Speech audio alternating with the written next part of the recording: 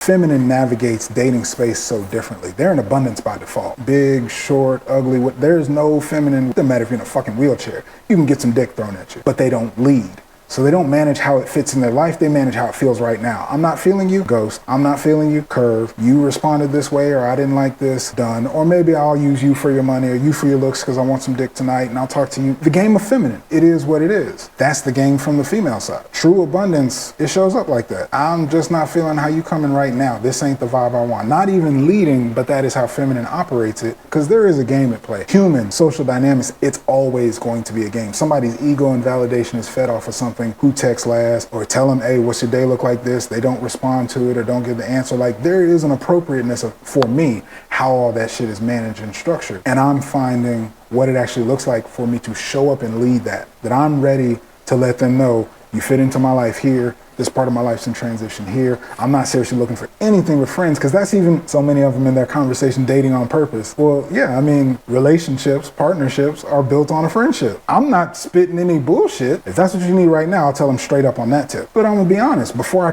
potentially consider you for a relationship, we need to have a fire-ass friendship.